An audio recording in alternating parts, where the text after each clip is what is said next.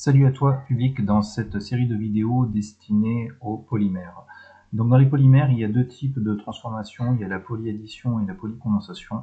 Donc déjà la base, lorsqu'on va former des polymères, c'est d'avoir des molécules insaturées, c'est-à-dire avec des doubles liaisons. On va le voir dans les vidéos suivantes avec plusieurs exemples sur les polyamides, polyesters, le polychlorure de vinyle par exemple. Donc la différence entre une polyaddition et une polycondensation, je vais commencer par la polycondensation. Rien que dans l'appellation polycondensation, il y a le terme condensation.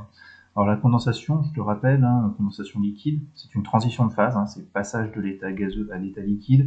Donc déjà derrière, il y a un petit peu cette idée de liquide, et notamment en particulier d'eau, pour le phénomène de condensation qu'on connaît particulièrement bien dans la vie du quotidien.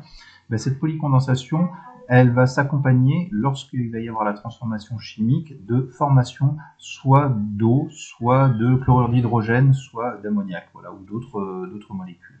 Ça, c'est la définition de la polycondensation. Donc on va relire la définition qui est proposée dans la petite animation suivante. Donc la polycondensation, c'est la réaction chimique consistant à additionner un grand nombre de fois un ou plusieurs monomères, ça c'est la molécule, on va le redévelopper, pour obtenir un polymère. Le polymère, c'est une addition de plusieurs monomères, les uns à la suite des autres.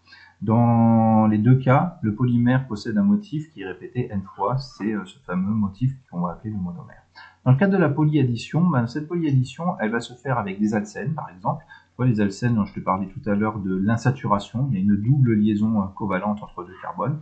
C'est une réaction chimique consistant à additionner un grand nombre de fois plusieurs monomères pour obtenir un polymère. Donc pendant cette réaction, il va y avoir ouverture des doubles liaisons pour former une nouvelle molécule. Sauf qu'il n'y aura pas formation, ça ne va pas s'accompagner d'une formation d'eau, d'acide chlorhydrique ou d'ammoniac derrière. Donc on va distinguer par plusieurs exemples dans la suite des vidéos, dont je vais te mettre les liens dans la partie commentaire en dessous.